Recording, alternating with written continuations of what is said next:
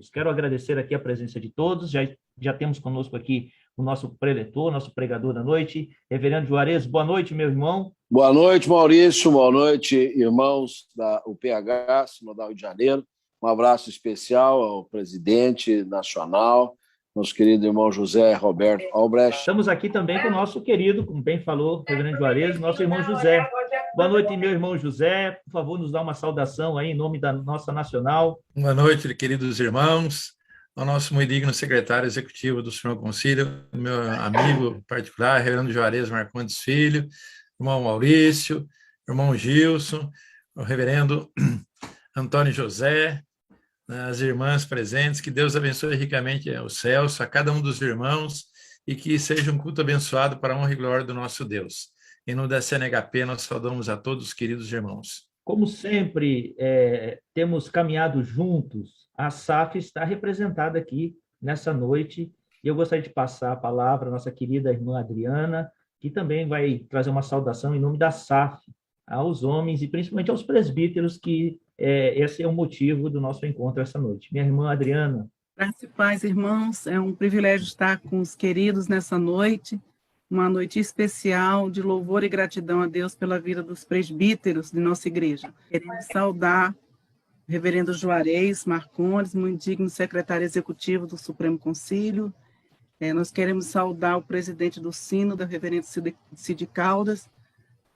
Nós queremos também saudar o presidente, da Confederação Sinodal, o presbítero Maurício, o seu secretário sinodal, o reverendo Antônio José. Queremos saudar o presidente, nós queremos saudar o presbítero José Roberto, presidente da Nacional de UPHs, alegria de estar com o irmão aqui.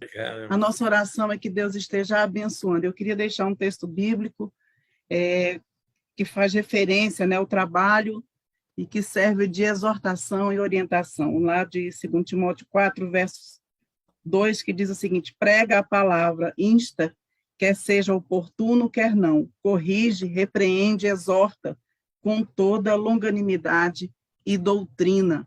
Nós queremos, com esse texto, saudar os nossos queridos presbíteros docentes e regentes, que Deus os abençoe em suas árduas tarefas. Um abraço especial aos queridos presbíteros da Catedral, eu vi aí o presbítero Olímpio, vi diácono Will, reverendo Isaías, me perdoem se eu não estou vendo, eu vi também o César, irmãos queridos de nossa igreja e de nosso presbitério. Uma alegria também rever Celso, irmão presbítero amado, que sua esposa trabalha conosco na Sinodal. Nós louvamos ao Senhor. Está conosco a secretária, a primeira secretária Heloísa, também da Confederação Sinodal. Alegria estar com os irmãos nessa noite.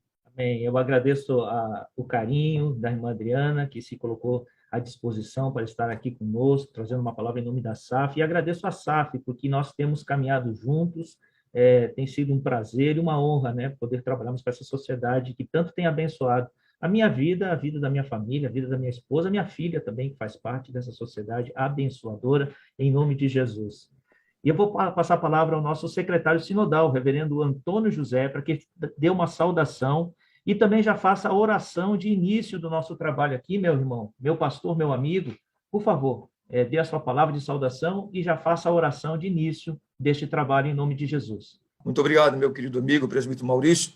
Então, ao falar nesse momento, eu quero ser muito conciso, lacônico e louvar a Deus por essa atitude tão bela da Confederação Sinodal, na pessoa do seu presidente, presbítero Maurício Buracesca, em realizar esse culto em gratidão a Deus pelos presbíteros. Eu achei uma atitude louvável e assaz benfazeja. Então, nós saudamos também a nossa Confederação Nacional da pessoa do seu distintíssimo nobre presbítero Zé Roberto, um homem de Deus, um homem piedoso, um líder nacional, ao mesmo tempo um homem simples. Que o Senhor abençoe, sua presença é profundamente benfazeja, abençoadora nessa reunião. Estou vendo vários pastores aqui, não somente eu, presbítero Maurício, mas estou vendo aqui o reverendo Juarez, que é um homem santo de Deus, um amigo querido de minha alma, tenho um profundo respeito, carinho, estima e amor por ele. E temos o reverendo Isaías, meu amigo de seminário, estudamos juntos no Seminário do Recife, na mesma época, um grande amigo pessoal, a presidente da Confederação Sinodal, Adriana Maia, sua distintíssima esposa, mulher santa de Deus, o reverendo Renato. Então, estamos vendo vários pastores aqui presentes. Então, estamos muito felizes nesta noite. Eu não sei se outros sinodais tiveram essa ideia, viu, Maurício? Mas essa ideia sua veio do Espírito Santo. Foi muito boa já a reunião anterior que você fez, ou seja, louvando a Deus pelos diáconos e agora pelos presbíteros. E a próxima reunião vai ser pelos pastores. Eu também sugerindo, vai chegar dia 17 de dezembro, né? Então, Maurício, dia do pastor, presbiteriano. Então, vamos orar, vamos agradecer a Deus por esse instante, por essa reunião, o que será, com certeza, frutuosa, e tenho certeza absolutíssima que Deus vai falar a nós, através de Hernando Juarez Marcondes, de forma muito graciosa. O Senhor vai falar conosco nesta noite. Nosso Pai Celeste, louvamos a Ti de todo o nosso coração, no âmago do nosso ser, no mais recôndito da nossa alma, por essa reunião, Senhor, que com certeza absolutíssima em Tua graça, será uma reunião proveitosa, frutuosa, abençoadora, enriquecedora. Louvamos a Ti pelos presbíteros aqui presentes, pelos presbíteros regentes, pelos presbíteros docentes, vários pastores presentes. Louvamos a Ti pela direção do presbítero Maurício, como presidente da nossa confederação, e Te agradecemos pelo convite recebido, Senhor, com alegria, por parte do reverendo Juarez Marcondes, esse homem de Deus, por quem temos a mais alta estima, carinho e apreço. Louvamos a Ti por sua vida. Senhor, que o Teu Espírito Santo presida esta reunião, de forma que tudo quanto aqui aconteça esteja em sintonia, em simbiose com a Tua vontade, tenha a Tua chancela e a Tua aprovação. É a nossa oração, Senhor, com quebrantamento, é a nossa oração perante Ti, dependendo tão somente da Tua graça e misericórdia, no nome de Jesus. Amém, Senhor. Amém, meus irmãos. É com muita alegria que estamos aqui com o objetivo de agradecermos a Deus pela vocação presbiterial, para que Deus ilumine a sua vida, para que Deus continue usando a sua vida para abençoar esta igreja que nós pertencemos, que é a Igreja Presbiteriana, que é uma igreja formada na sua liderança por pessoas vocacionadas, chamadas a essa missão. Eu fui eleito há alguns anos atrás presbítero lá na Catedral do Rio, e estando lá na Catedral, junto com os meus outros colegas presbíteros, eu tive a honra e o privilégio de ouvir, não uma, mas várias vezes, palavras abençoadoras de um servo de Deus. E eu conversei com ele há 1 ou 2 semanas atrás, a gente tentou fazer um vídeo, mas não conseguimos. E esse servo de Deus mandou, assim, uma carta, e eu vou ler aqui para os irmãos. Esse servo de Deus, por muitas vezes, não foi uma vez só, mas várias vezes, meus amados irmãos, eu vi presbíteros de cabelos brancos, presbíteros baixarem a sua cabeça para ouvirem a voz da sabedoria, a voz desse irmão. E eu vou ler aqui para os irmãos, para os amados presbíteros, a carta enviada por este servo de Deus. Diz assim a sua carta: uma saudação, um conselho para os presbíteros mais novos. 2 Timóteo, última carta de Paulo antes de seu sacrifício. É uma carta grandemente doutrinária e última lição ao seu discípulo, Timóteo. Trata-se de uma carta rica em doutrina, que é abordada em seus diversos aspectos e, entretanto, uma carta pedagógica para orientar aos que se destinam ao ensino da palavra de Deus. Paulo, sentindo o fim de sua jornada terrena, instrui Timóteo como deve proceder um servo destinado a orientar a igreja. O ensino se aplica perfeitamente à atividade do presbítero à nossa igreja. Saúdo os servos do Senhor no exercício do presbiterato. Que o chamado para esse ministério se amplie dia a dia. O presbiterato é uma honra e um privilégio pelo reconhecimento do trabalho e da ação pessoal do servo de Deus, e nos deve alegrar o coração e a mente, sem nos distanciar dos nossos irmãos mais simples.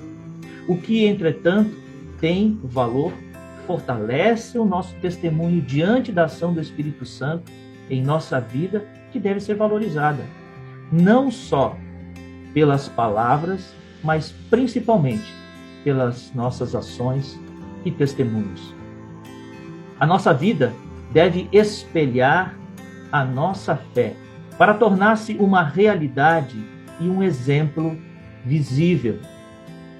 Hoje em dia, torna-se difícil distinguir o certo do errado por existir muitos unidos incerto e muitas vozes malignas, pretensiamente fiéis, calcadas em expressões bíblicas manipuladas do caminho correto.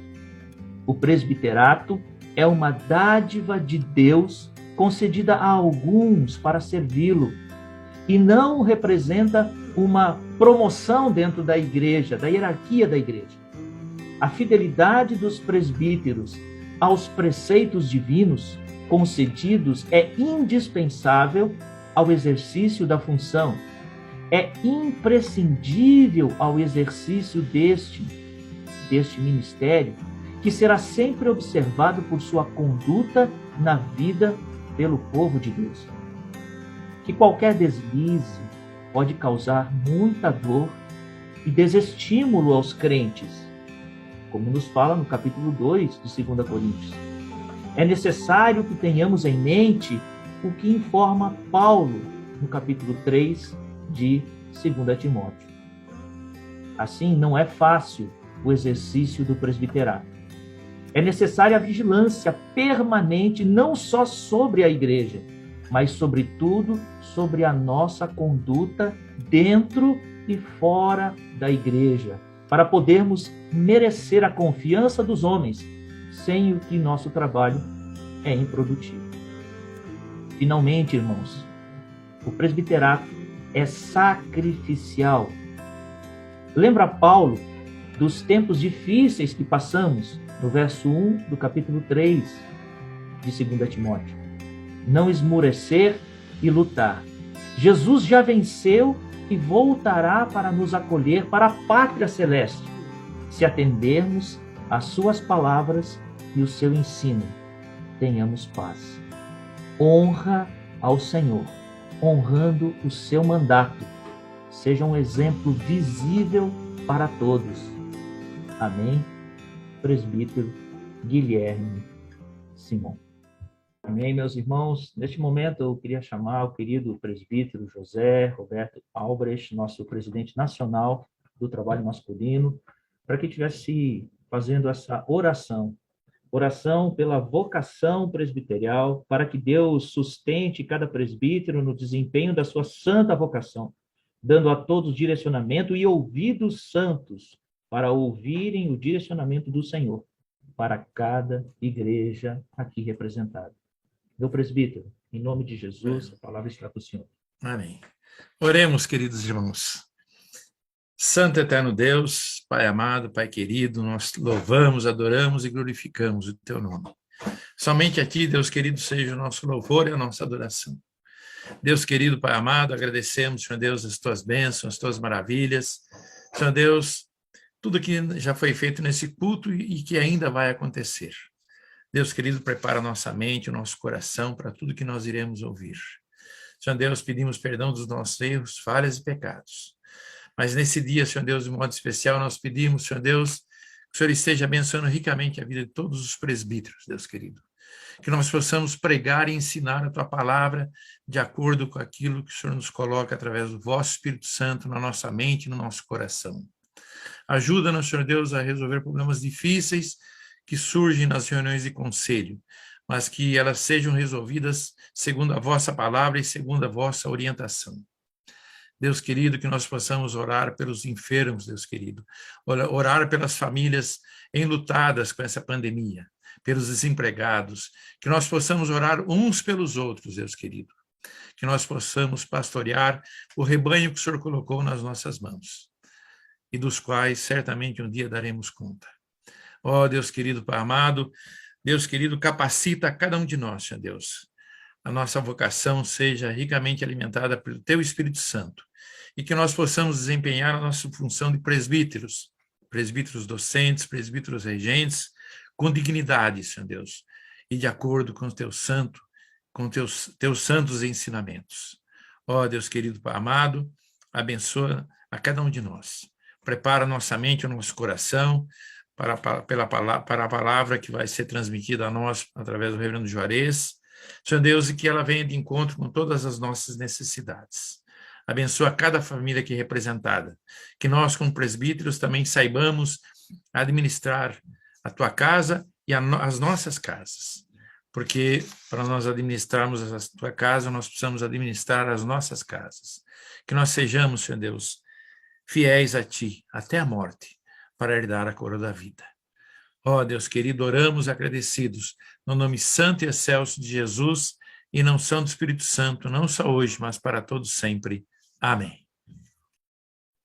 Amém. Louvado seja o nome do Senhor. Neste momento, eu gostaria de chamar o querido presbítero Gilson Francisco Serafim, nosso querido irmão e companheiro nessa caminhada sinodal, para que esteja fazendo uma oração pela família dos presbíteros, pelos seus trabalhos seculares, pela saúde física dos nossos presbíteros, pelo seu testemunho também do Evangelho. Em nome de Jesus, meu presbítero Gilson, está contigo a palavra, meu irmão. Maravilhoso Deus, Criador de todas as coisas, rendemos graças, muitas graças a Deus pelas bênçãos incontáveis que tem derramado na vida de cada um de nós. Agradecemos pelo privilégio que nos concede de estar na Tua presença, Deus, glorificando e exaltando o Teu santo nome, Seu Deus, e colocando nas Tuas mãos, Seu Deus, os presbíteros, Seu Deus. E de uma forma especial nós queremos colocar nas Tuas mãos, Seu Deus, a família dos presbíteros. Sabemos, Seu Deus, quão árduo é a função, o ofício, as atividades do dia a dia, Seu Deus, os imprevistos que acontecem, não só nos referimos em relação às reuniões, às vezes longas, mas às vezes problemas que temos que resolver em conflito. E muitas das vezes carecemos, sempre carecemos da compreensão dos nossos familiares, que nos dê apoio e nos dê sustentação. Também, Senhor Deus, mais do que isso, também o testemunho que precisamos dar perante os nossos familiares. Interessante que, antes da gente cuidar das coisas do Senhor, como diz a sua própria palavra, possamos saber cuidar da nossa própria casa. A sintonia entre os presbíteros, sua esposa, seus filhos, seus pais, seus irmãos, todas aquelas pessoas do seu ciclo de relação familiar, Senhor, possa fazer um respeito, Senhor, reconhecimento do comprometimento desse seu servo no caminho do Senhor. Antes de sermos testemunha para aqueles que estão dentro da igreja, possamos ser testemunhas verdadeiras, Senhor, para os nossos filhos, que possamos fazer diferença na vida dos nossos familiares, que a nossa atitude, a nossa maneira de agir, que Deus possa ter influência positiva na vida deles. Que não sejamos, Senhor Deus, canal de escândalo ou ponto, Senhor Deus, que leve a afastar os nossos do seu caminho. Possamos ter diferença positiva na vida dos nossos familiares. Também, Senhor Deus, nas lutas do dia a dia, Senhor Deus, na profissão, no exercício da profissional, que possam ser todos bem-sucedidos. Não deixa, Senhor Deus, que problemas financeiros, problemas de ordem, Senhor Deus, emprego que dá força, atrapalhem, Senhor Deus, o exercício da atividade desse seu servo. Toma todos nós nas tuas mãos e que não nos falte nada para nós. Estejamos debaixo da promessa de Deus. Nunca vi o justo mendigar o pão, nem a sua descendência. E nós, como presbíteros, possamos ser, Senhor Deus, agraciados por ti nessa parte também. Também na parte física, Senhor Deus, da saúde, Senhor Deus, que possa estar guardando, livrando, Senhor Deus, dos maus que nos assolam no dia a dia. que possamos ser perseverantes, meu Deus, ter confiança em Ti, ainda que aconteça alguma adversidade, nós não estamos livres de passarmos, meu Deus, por ser cometido de enfermidade, mas precisamos, meu Deus, estar debaixo do Teu paternal cuidado, sabendo que Tu está no controle de tudo. Que tenhamos fé no momento de dificuldade, dessas enfermidades, sabendo que aquilo que a gente pede, intercede, coloca a mão sobre o enfermo, que a gente aplica também essa cura na nossa vida, o cuidado Teu na nossa vida como presbítero. E no dia a dia, Senhor Deus, no nosso caminhar, no nosso levantar, no nosso ir e vir, possamos ter um testemunho, Senhor Deus, seguro, um testemunho, Senhor Deus, que dignifique, que honra o Teu santo nome, Senhor Deus. Que nenhuma atitude nossa, Senhor Deus, possa envergonhar a Tua palavra, Senhor Deus, o Teu caminho, que possamos ter testemunha viva, que a nossa atitude, a nossa ação possa falar muito mais alto do que a nossa palavra. É bom que a nossa palavra seja poderosa, mas que a nossa ação, a nossa atitude, Senhor Deus, possa, Senhor Deus, ter respaldo muito maior do que aquilo que nós estamos falando. Continua, Senhor Deus, abençoando cada um em todas as nossas atividades, Senhor Deus, nos momentos de alegria, nos momentos de tristeza, nos momentos, Senhor Deus, que precisamos, Senhor Deus, da Tua sustentação, Senhor Deus. Sabemos que por testemunhar a Tua palavra, às vezes somos perseguidos, Senhor Deus, porque Tu não prometes, Senhor Deus, nenhuma moleza para nós, diz, no mundo passarei por aflições, que nós possamos passar, Senhor Deus, por aflições, por dificuldades, contigo. Continua falando aos nossos corações nesse culto, aqui, Senhor Deus, e depois dele, em nome do Teu Filho Jesus, que pedimos agora e para todos sempre. Amém. Bem, meus irmãos, eu aprendi nessa caminhada de fé que quando alguém pede oração, nós devemos parar e orar. E acabamos de receber aqui no chat aqui o pedido de oração do Nelson pela sua sogra, que está neste momento na UPA. Eu vou tomar liberdade aqui de pedir ao presbítero Ezequias, meu amigo lá da igreja de Botafogo, meu irmão, por favor, querido presbítero, ore por essa situação. A sogra do nosso irmão Nelson, ele está nesse momento na UPA, passando mal. Por favor, olhe nessa situação. Oremos. Senhor amado, nós neste encontro queremos colocar diante de Ti, Senhor, todas as nossas questões de gratidão, primeiro por este trabalho, mas especialmente, Pai, neste momento, pela vida da sogra do nosso querido irmão Nelson. Ó Deus, Tu és o médico por excelência, o médico dos médicos. E sabemos, ó Deus, que Tu podes usar ali aqueles profissionais para promover a cura, para promover o restabelecimento, se assim for a Tua vontade. Queremos colocar diante de Ti, no Teu altar, ó Deus, para que Tu possas, neste momento, atuar ali na vida de Nelson, na vida da sua sogra, para que tudo, ó Deus, que seja realizado ali, seja para a Tua honra e para a Tua glória. Nós te oramos em nome de Jesus. Amém. Amém, meus irmãos, que seja feita a vontade do Senhor, em nome de Jesus. Meus amados irmãos, nesse momento, nós vamos passar um pequeno vídeo aqui. É um momento de agradecermos a Deus, mas também um momento que nós temos de poder ajudar também de alguma forma. Então, nesse momento, nós vamos ver um vídeo sobre o abrigo presbiteriano, é um vídeo bem curtinho, e logo em seguida o nosso presbítero Carlos Roberto Soares estará com a palavra para falar um pouquinho sobre esta causa. Abrigo Presbiteriano, fundado pela Junta Diaconal das Igrejas Presbiteriana e Voluntários em 1960. Acomodamos mulheres sem qualquer discriminação ou credo. Devido à pandemia, recebemos poucas ofertas e precisamos da sua ajuda. As doações podem ser feitas através do Pix ou em nossa conta do Banco Itaú. Abrigo Presbiteriano. Ajude a mantê-lo.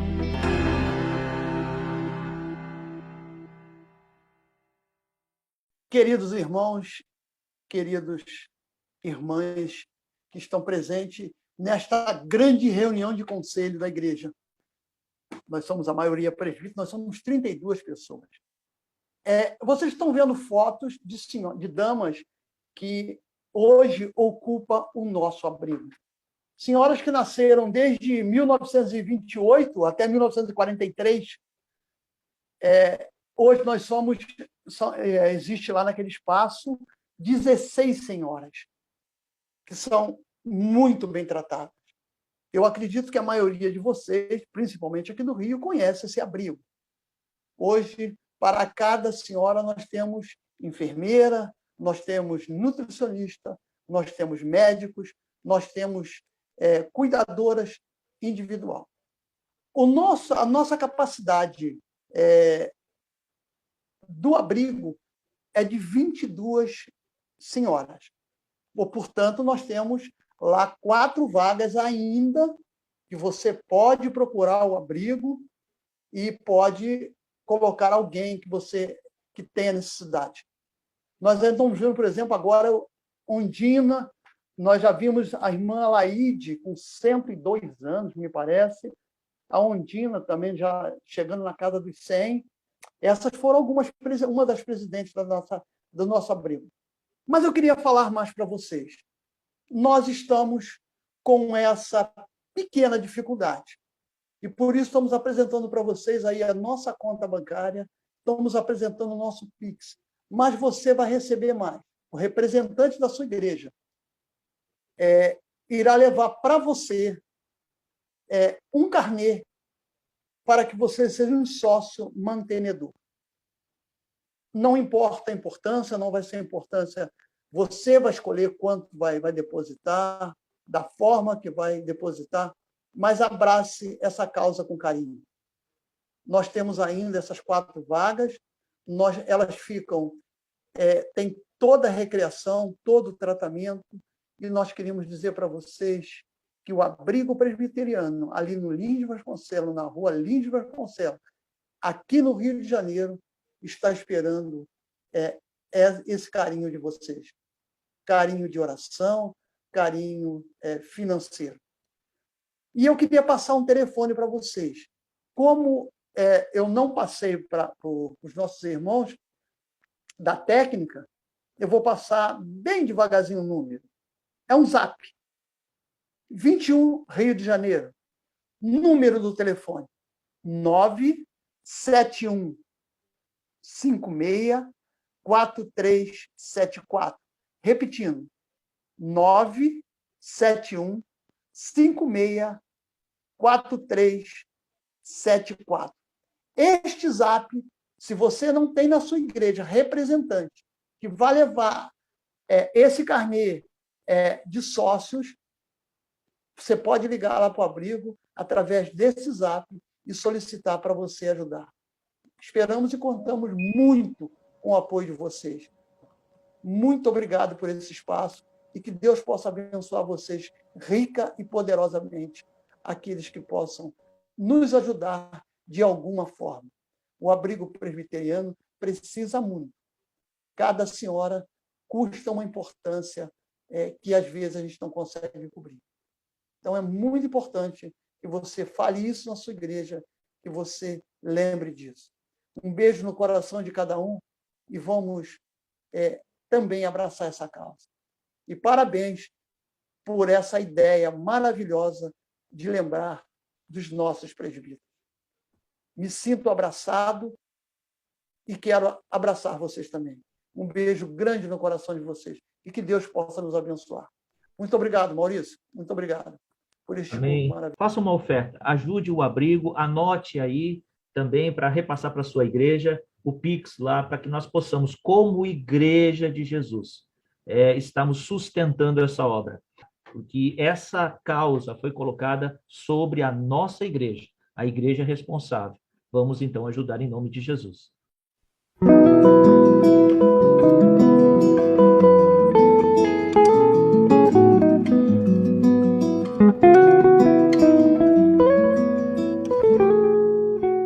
Rei do universo, Deus de toda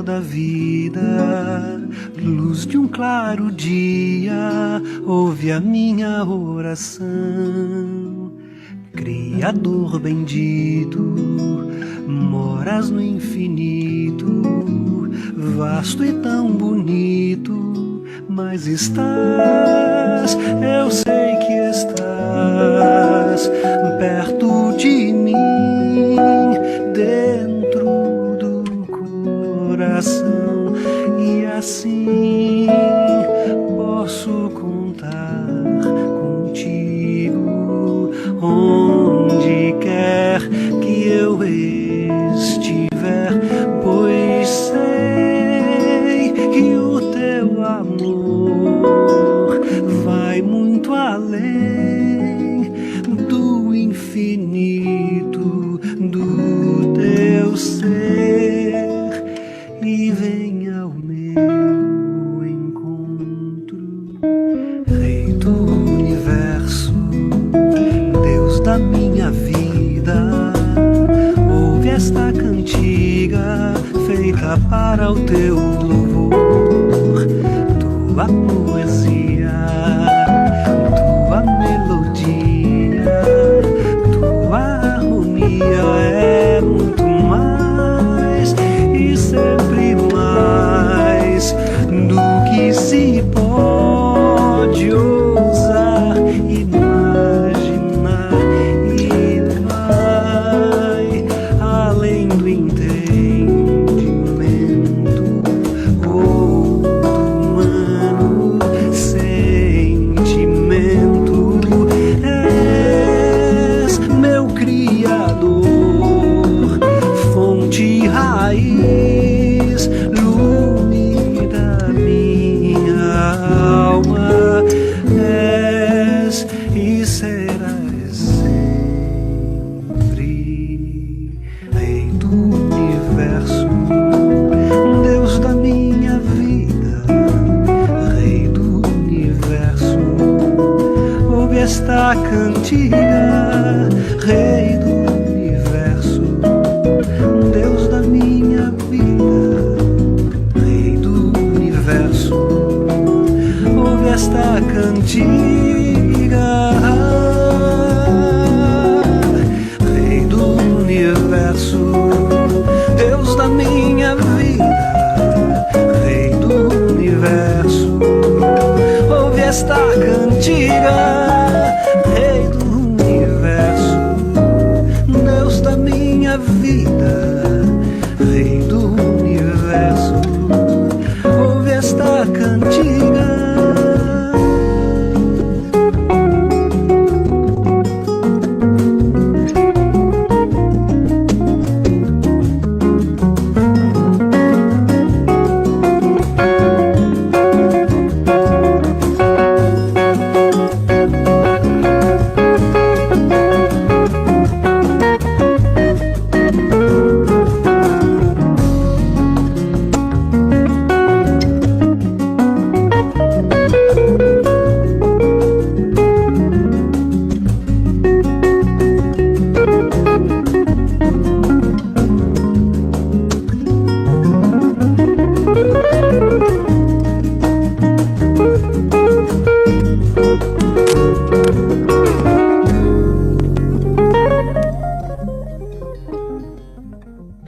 Amém. Muito obrigado, meu irmão. Foi lindo.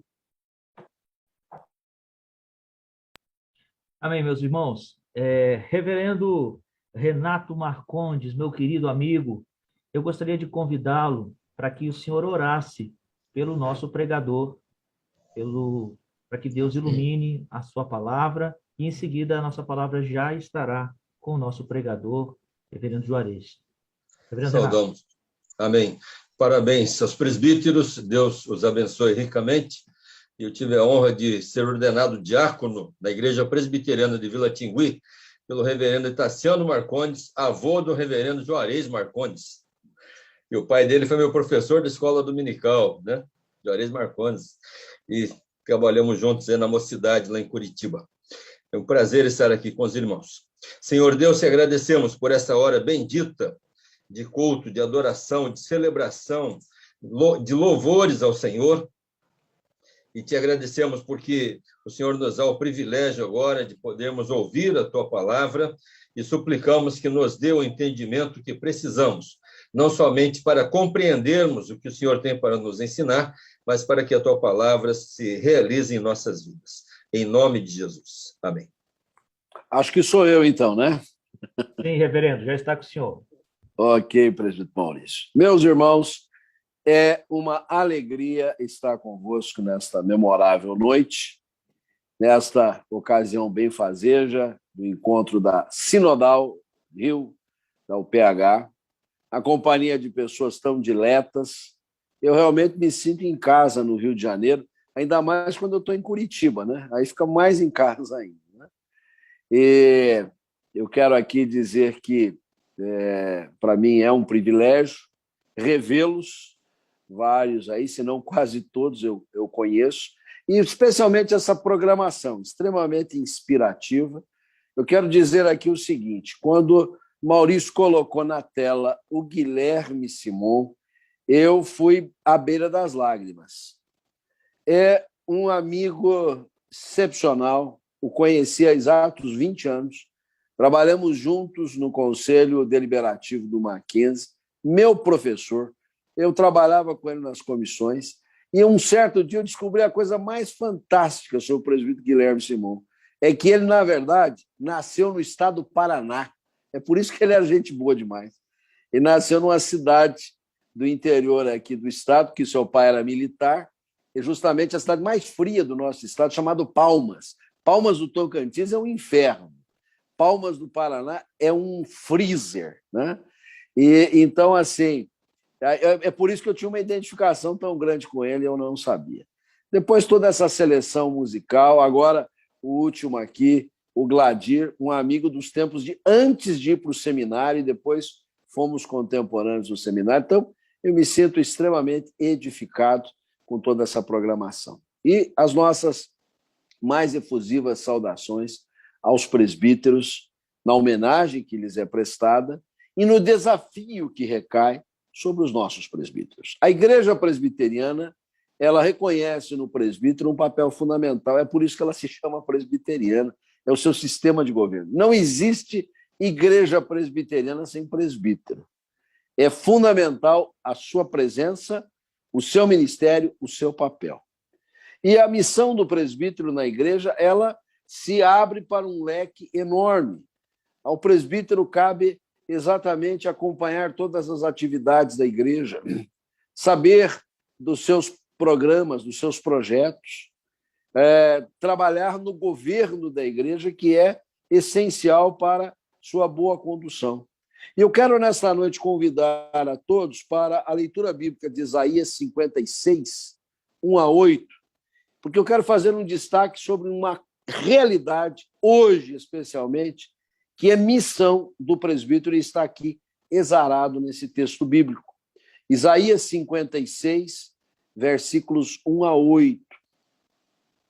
E a palavra de Deus nos diz assim: assim diz o Senhor, mantende o juízo e fazei justiça, porque a minha salvação está prestes a vir e a minha justiça prestes a manifestar-se.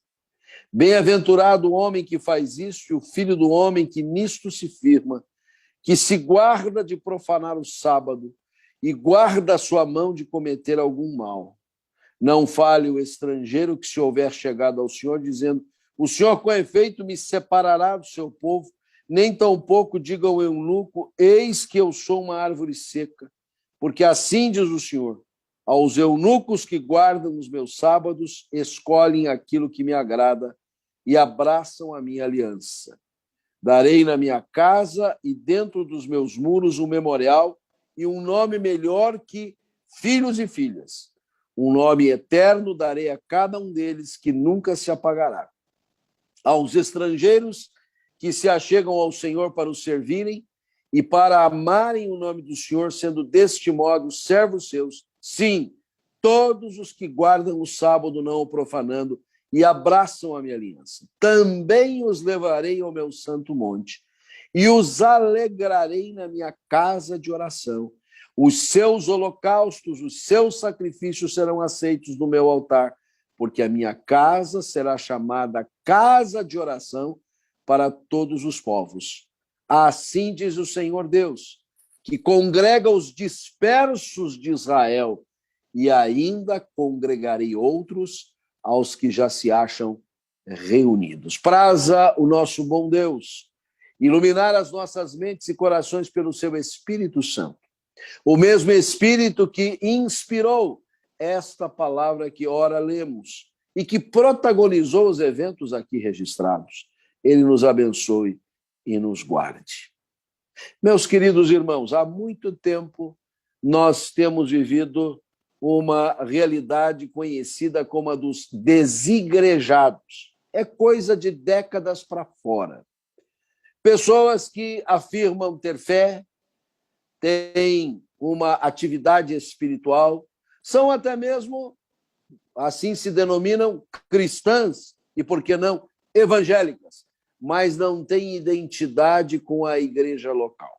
Ao contrário, chegam mesmo a ter uma distância regulamentar de qualquer envolvimento com a comunidade dos crentes, com a comunhão dos remidos do Senhor. É mais do que um movimento, é uma filosofia religiosa.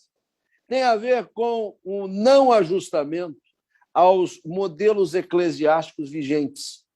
Não se adapta com esse modelo, seja o representativo como o nosso, seja o congregacional, seja o episcopal, seja de qualquer natureza.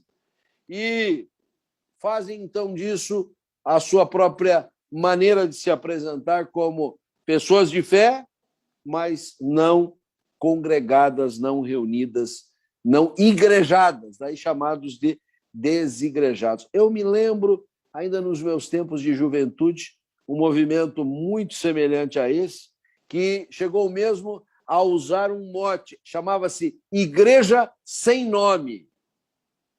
E só de assumir que ela chamava-se Igreja Sem Nome, ela já era uma denominação que se chamava Sem Nome, por mais absurdo que seja. Porém, nos nossos dias, nós não estamos apenas vivendo o movimento dos desigrejados, mas o movimento dos descongregados, que é um pouco diferente. Note bem, desigrejado, ele tem uma filosofia de não pertencimento, de não fazer parte, de não assumir qualquer compromisso com a igreja local. O descongregado, não.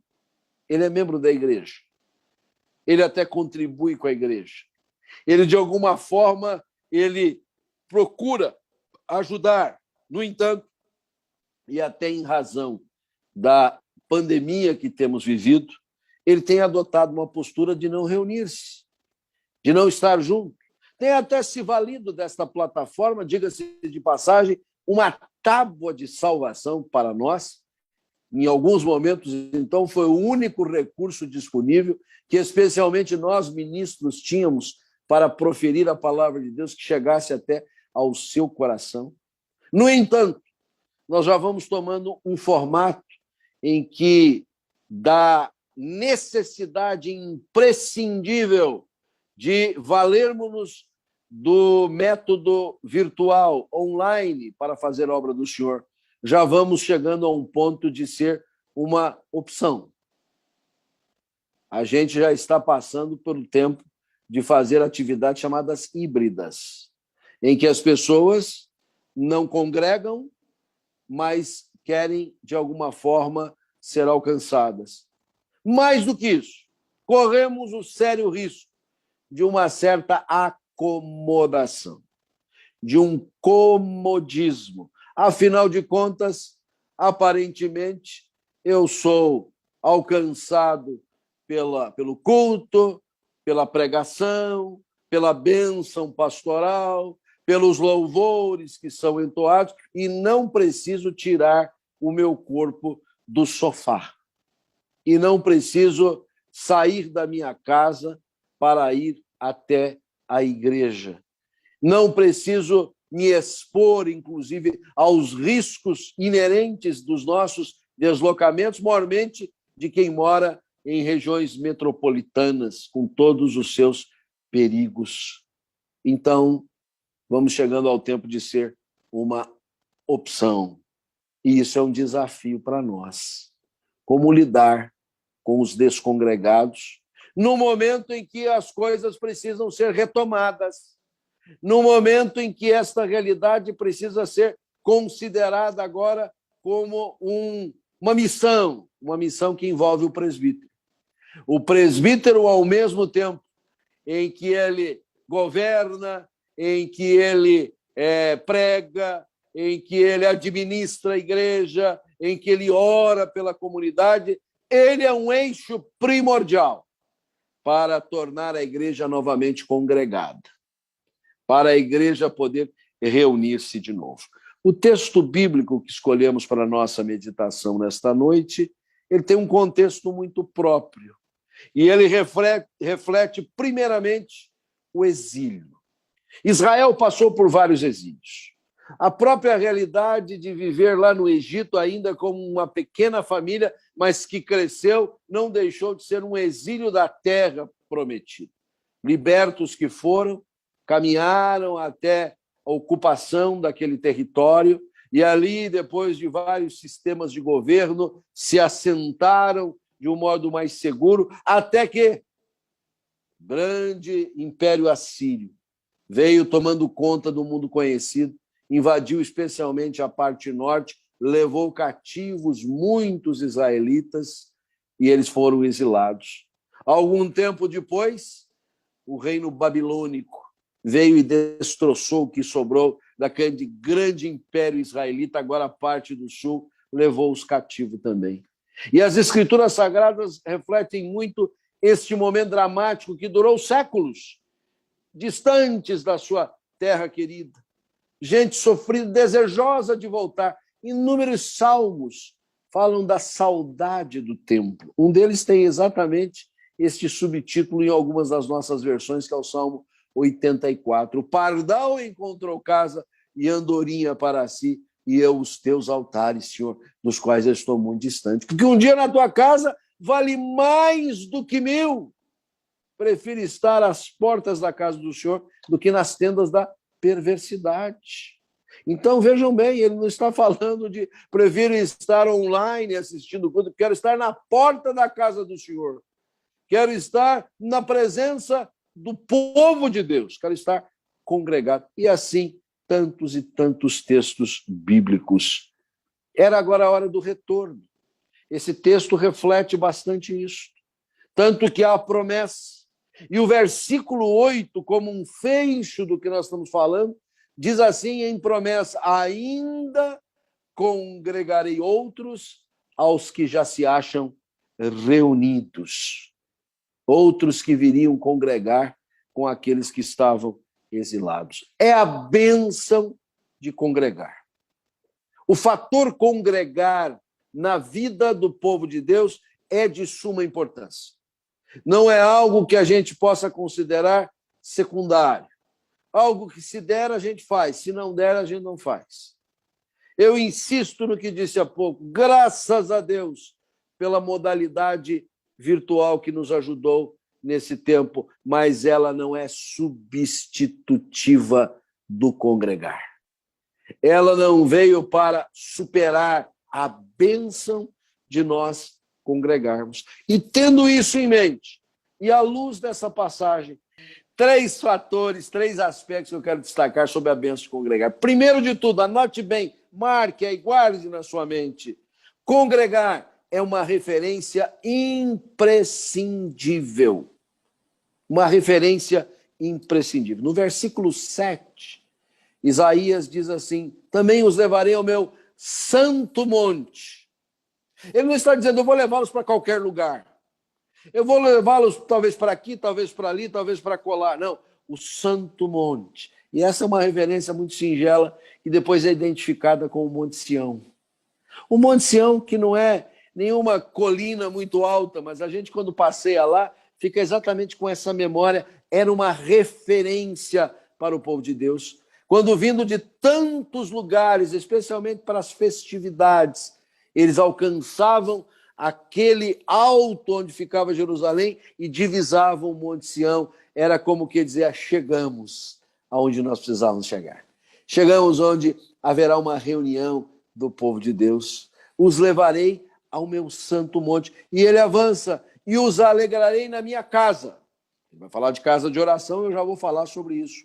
Mas casa, tem alguma coisa mais referenciada para nós do que a nossa casa?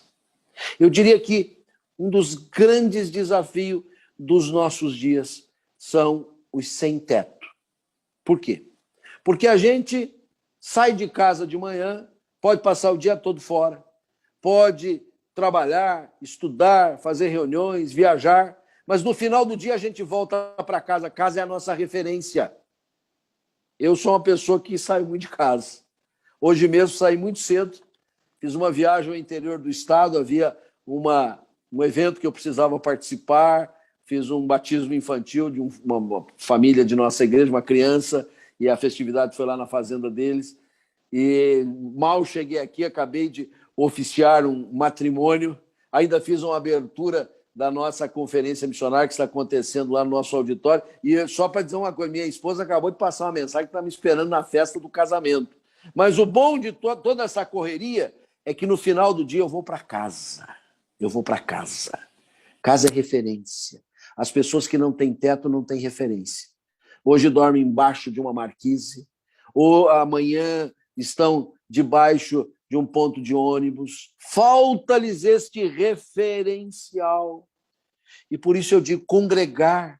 Quando Israel então pensava, estamos indo para o templo, que saudade do templo, é nossa referência. É por isso que na Escritura Sagrada nós lemos recorrentemente a menção a lugares memoráveis, que para ficarem bem na memória, era até mesmo erigida uma pedra que servisse de referência. Por exemplo, quando Abraão foi instado a imolar o seu filho em obediência à palavra de Deus, e ele estava prestes, então, para descer o cutelo sobre o corpo de seu filho, e o anjo bradou, não faças isto, o Senhor já viu que você é obediente a ele, e proveu o cordeiro, um tipo de Jesus muito clássico ali, e aí Abraão nominou aquele lugar como Jeová Jireh, que significa Deus proverá. Deus proverá. Provavelmente Abraão passou muitas vezes naquele lugar de novo, e ele pode lembrar, quando viu a pedra que Deus proveu o que eu precisava, um substitutivo para o meu filho.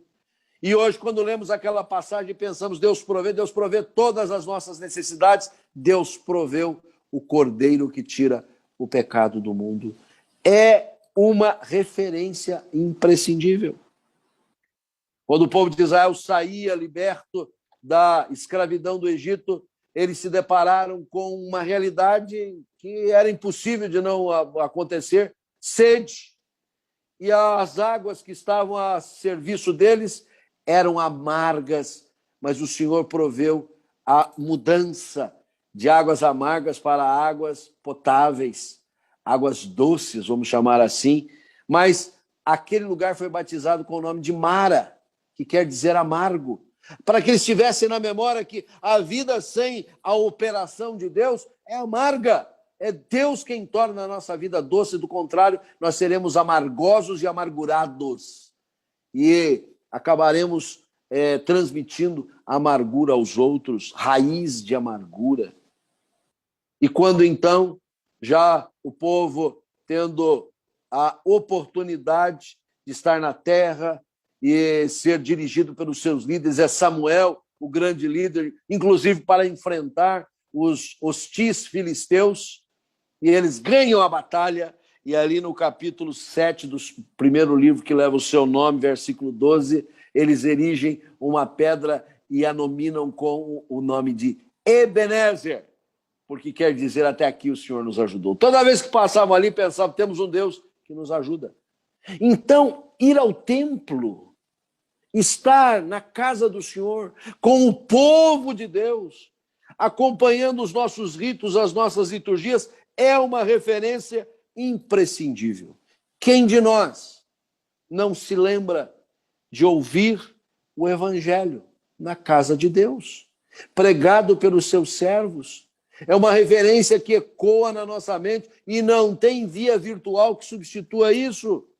Quem não se lembra de receber o selo da aliança, o batismo, ou então, como pai e mãe que apresentaram seus filhos para receberem também este selo, foi aonde? No templo, na casa do Senhor. Ou quem não recebeu a bênção nupcial, como há pouco dei aqui a dois queridos jovens, um inclusive ministro do Evangelho, muito jovem. O templo é uma referência da nossa adesão ao Evangelho, adesão à igreja, adesão ao casamento. Ou quando no templo os nossos filhos receberam a educação cristã através da escola dominical, ou quando partimos o pão juntos, mostrando a nossa comunhão fraternal. Domingo de Santa Ceia, então a igreja está mais cheia do que os outros dias, em qualquer lugar, porque é uma referência imprescindível. Por isso eu deixo aqui um desafio aos presbíteros, ao ensejo de homenageá-los, parabenizá-los, orar por eles, desafiá-los. Os senhores são os líderes da igreja. E no convívio, na boa amizade junto com seus pastores, os senhores são os motores, os motivadores para que a igreja congregue, para que a igreja rompa as barreiras que vinham impedindo-a de estar congregada, porque é mistério que assim seja. Afinal, congregar é uma bênção. Congregar é uma referência imprescindível para nós. Mas, em segundo lugar, congregar é também uma oportunidade imperdível. Vou repetir. Congregar é uma oportunidade imperdível. O mesmo versículo 7 nos diz que o Senhor os levaria à casa de oração. É claro, nós podemos orar em todo lugar. Paulo, escrevendo aos Tessalonicenses, disse: orai sem cessar. Nós oramos em casa, nós oramos na rua, nós oramos no culto doméstico, mas quando a gente pensa que o templo, o próprio Senhor Deus, pelo Espírito Santo, chamou de casa de oração, e Jesus, o Filho de Deus, segunda pessoa da Trindade, quando entrou no templo, fez esta lembrança desse texto e disse: vocês transformaram a minha casa de oração em covil de salteadores. A gente sabe que é uma oportunidade imperdível de estar no templo e orar. Mesmo que seja até sozinho. Só de entrar no templo, nós somos, de certa forma, motivados, inspirados à busca de Deus. Mas quando nós podemos ali congregar, que sejam não muitas pessoas, como infelizmente às vezes são nossos encontros de oração, mas é uma bênção imperdível no templo estarmos orando com os irmãos. E nos cultos mais gerais, nunca falta várias orações, vários momentos de oração. Então, é uma oportunidade imperdível de orar, é casa de oração. Mas é também, em segundo lugar, casa de consagração. O mesmo versículo 7 que diz que ela é casa de oração, na sequência diz: e os seus holocaustos e os seus sacrifícios serão aceitos no meu altar. Nós sabemos que depois que o Cordeiro de Deus foi imolado pela nossa salvação, nós não levamos mais à casa do Senhor animais, aves, para serem imolados, mas nós levamos para a casa de Deus a nós mesmos, num culto racional, num sacrifício vivo, santo e agradável a Deus. Mutatis mutandis é o que está sendo dito aqui no versículo 7. E na casa do Senhor, nós nos apresentamos para dizer: eis-nos aqui, Senhor, consagrados a Ti. É casa de oração, mas é casa de consagração. Mas não é menos casa de proclamação.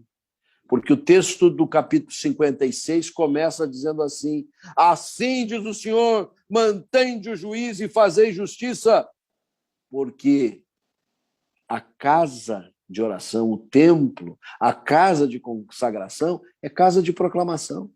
É na casa do Senhor que nós ouvimos a voz de Deus, ouvimos as advertências de Deus, ouvimos a exortação de Deus.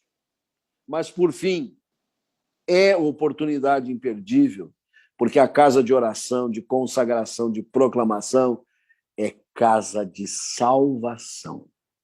Olha o que diz o versículo 1 também, porque a minha salvação está prestes a vir e a minha justiça prestes a manifestar-se.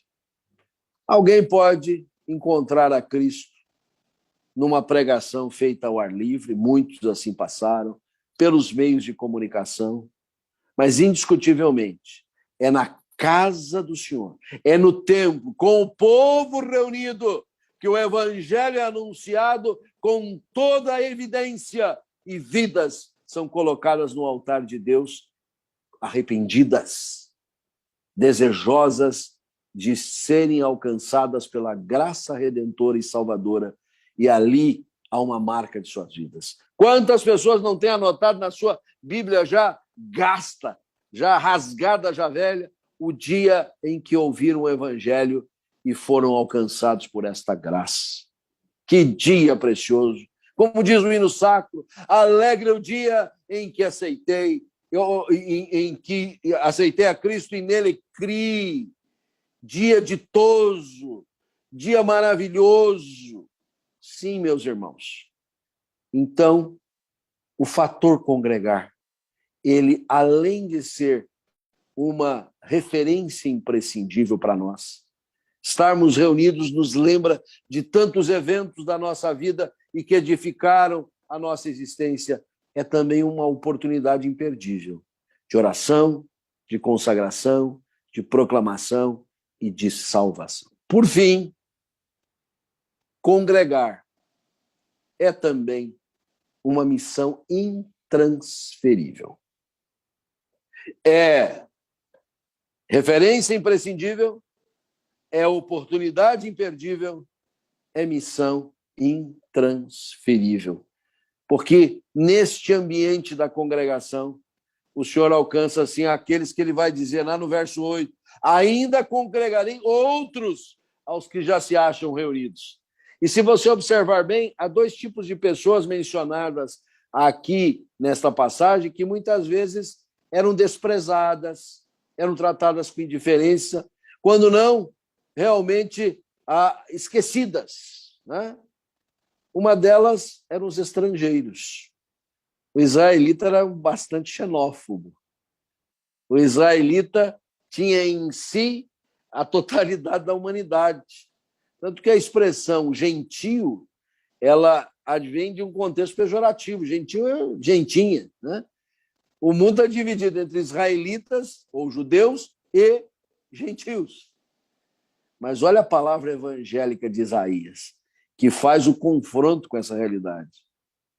Diz assim o verso 3, não fale o estrangeiro que se houver chegado ao Senhor, dizendo, o Senhor com efeito me separará do seu povo, nem tampouco diga, e aí eu já entro no segundo tipo de pessoa, o eunuco, eis que eu sou uma árvore seca. Alguns que se faziam eunuco, alguns que eram muitas vezes tornados eunuco, não podiam gerar, não tinham uma vivência diferenciada, porque assim diz o Senhor, versículo 4, aos eunucos que guardam os meus sábados, escolhem aquilo que me agrada e abraço a minha aliança, darei na minha casa e dentro dos meus muros um memorial e um nome melhor que de filhos e filhas, um nome eterno darei a cada um deles que nunca se apagará. Verso 6, aos estrangeiros que se achegam ao Senhor para o servirem, para o amarem o nome do Senhor, sendo deste modo servos seus, sim, todos os que guardam o sábado não o profanando e abraçam a minha aliança, também os levarei ao meu santo monte. Missão. Missão. E vejam bem, meus irmãos, nesses tempos em que a gente chegou mesmo a ter que fechar as portas da igreja, porque as autoridades públicas nos impediam de fazer culto presencial, assim chamamos. Foi muito triste isso. porque as portas da casa do Senhor abertas para receber pessoas que estão desesperadas, pessoas que estão sem rumo na vida, pessoas que precisam ser alcançados pelo Evangelho do Senhor. De uma certa forma, houve um prejuízo muito grande nisso. Portanto, quando as coisas se tornam um pouco mais flexíveis, nós temos que ser os primeiros a tomar a frente, porque o Senhor quer usar o seu povo para trazer outros, para congregar outros. Por isso estamos falando de missão. Estamos falando de pregar o Evangelho ao perdido pecador. Estamos falando de alcançar o que era muitas vezes desprezado, porque há lugar nesta congregação para o estrangeiro e para o eunuco. No verso 7, tem sido eixo para nós nessa reflexão, se fala de que é casa de oração para todos os povos, para as pessoas da rua, para as pessoas pobres, miseráveis, mas também para o rico, para o remediado, para o sensível à fé, para o endurecido à fé, mas que uma vez ouvindo o Evangelho do Senhor, seu coração se flexibilizará. Sim, o fator congregar, a bênção de congregar, ela é método evangelístico também. Um ilustre ministro da nossa igreja me ensinou uma coisa muito interessante. Ele disse assim, olha, muitos crentes dizem assim, hoje eu não vou na igreja, eu estou com preguiça, está frio, está calor, estou cansado. Vá na igreja, com toda a ênfase, esse ministro dizia, nem que seja para fazer número. Aí todo mundo se assusta, mas fazer número, né? Faz número. Porque se um incrédulo passar na frente da igreja e achar ali que está um movimento assim, intenso, né? E ficar curioso e colocar a cabeça lá dentro e dizer, puxa, esse negócio deve ser bom. Está cheio de gente. Mas se porventura de curioso ver o templo aceso, mas está silêncio, ele colocar a cabeça lá dentro e ver meia dúzia de gato pingado, como a gente costuma dizer, ele vai sair de lá dizendo assim, se esse negócio fosse bom, estava cheio de gente, como não tem ninguém, não deve ser grande coisa. Então, sabe, até naquele dia que você está com preguiça de ir, vá para fazer número. Por quê? Porque o Senhor vai usar desta realidade para alcançar até o seu coração que está esfriado. Porque congregar é método evangelístico também. É uma forma de Deus mobilizar muitos dos nossos corações. Por isso, já caminhando para o final dessa nossa palavra, quero aqui louvar a Deus pela vida dos nossos presbíteros. Liderança que tem sido exercida com maestria. São os companheiros primeiros dos pastores, alguns gerando uma amizade assim impressionante, entretecida, mas eis o desafio da hora presente. Juntamente com todas aquelas tarefas às quais nós já estamos tão acostumados, há agora essa nesses dias, com segurança, ainda respeitando muitas das plataformas que estão estabelecidas, mas nós precisamos abraçar esse fator congregar, esta bênção que é congregar, porque é, de fato, uma referência imprescindível, uma oportunidade imperdível, uma missão intransferível.